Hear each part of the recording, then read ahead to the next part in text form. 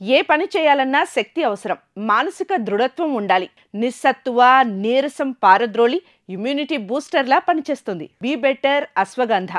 లక్ష్మీప్రసన్న గారు ఇప్పుడు ఏ ఆసనం మాకు చేసి చూపించబోతున్నారు? ఇప్పుడు ప్రెజెంట్ అయితే జస్ట్ కొన్ని వార్మప్ అనేది కంపల్సరీ ఉండాలండి. అంటే ఫస్టే మనం చేయలేము కదా, ఏదైనా సరే కొంచెం వార్మప్ అనేది ఇస్తే బాడీకి. లైక్ ఇప్పుడు ఏంటంటే కంప్యూటర్స్ దగ్గర వర్క్స్ ఎక్కువైపోతున్నాయి అందరికీ కూడా. ప్రెజెంట్ అనేది ఆన్లైన్ అండ్ ఒకవేళ ఆఫ్లైన్కి వెళ్ళినా వాళ్ళకి కంప్యూటర్ ముందే వర్క్ ఉంటుంది. నెక్ పెయిన్ అని, shoulder pain and back pain, mainly back pain, ఆ స్ట్రెస్ అంతా కూడా ఇక్కడ సైడ్స్ మీద అంతా కూడా ఉంటుంది. సో ఒక్క 3 మనము ఒక 3 ఉంటాయి.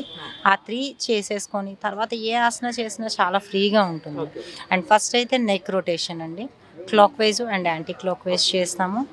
అండ్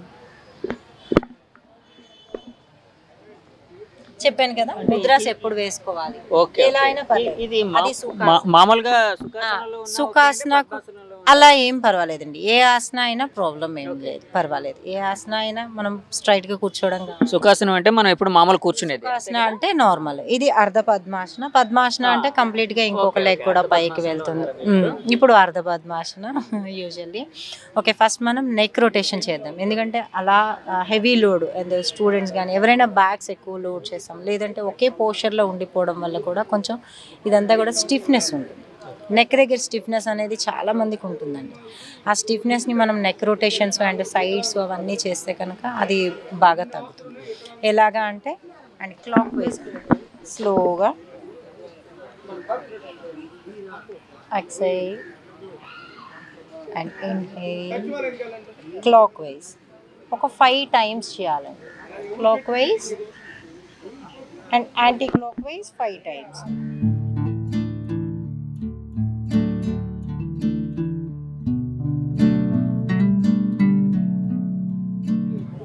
ఇది clockwise and anticlockwise. Neck దగ్గర ఉండే స్టిఫ్నెస్ ఏదైనా ఉంటే కనుక అది రిలీజ్ అవుతుంది. అంటే ఇది యాక్చువల్గా చాలా మంది కంప్యూటర్స్ దగ్గర లేకపోతే సెల్ ఫోన్స్ ఇలా పెట్టుకొని చూడడం వల్ల నెక్ పెయిన్ వస్తూ ఉంటుంది కదండి, వాళ్ళకి ఏమైనా హెల్ప్ అవుతుందండి? చాలా హెల్ప్ అవుతుందండి, చాలా ఫ్రీగా అవుతుంది.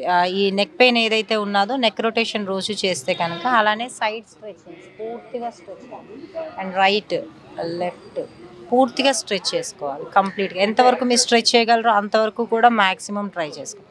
యాక్చువల్గా ఇప్పుడు మీరు ఇలా స్ట్రెచ్ చేయాలని అన్నారు కదా, అంటే బాడీ ఇలాగే ఉండాలి కదండి? బాడీ ఏది చేసినా మ్యాక్సిమం బాడీ స్ట్రైట్గా ఉండడానికి ట్రై చేస్తే బాగుంటుంది. ఎందుకంటే పోస్చర్ కరెక్షన్ కోసం మనం యోగా చేస్తున్నాం. అప్పుడు కూడా లైక్ ఇలానే ఉండి చేస్తే ఇంకా దాని బెనిఫిట్ అనేది ఉండదు. పోస్చర్ అనేది వెరీ ఇంపార్టెంట్. పోస్చరే కరెక్ట్. మీ బాడీ అంతా ఎలా ఉండాలా అనేది అది డిసైడ్ చేస్తుంది మనం ఉండే పోస్చర్ బట్టి కూడా. సో ఇప్పుడు నెక్ స్ట్రెచింగ్స్ అయ్యి, అలానే బ్యాక్ ట్విస్టింగ్స్ చెప్తాను. అదేంటంటే అలా కూర్చుని ఉండిపోవడం వల్ల ఇక్కడ స్టిఫ్నెస్ అనేది, బ్యాక్ స్టిఫ్నెస్ కూడా చాలా ఎక్కువ మందికి ఉంటుంది.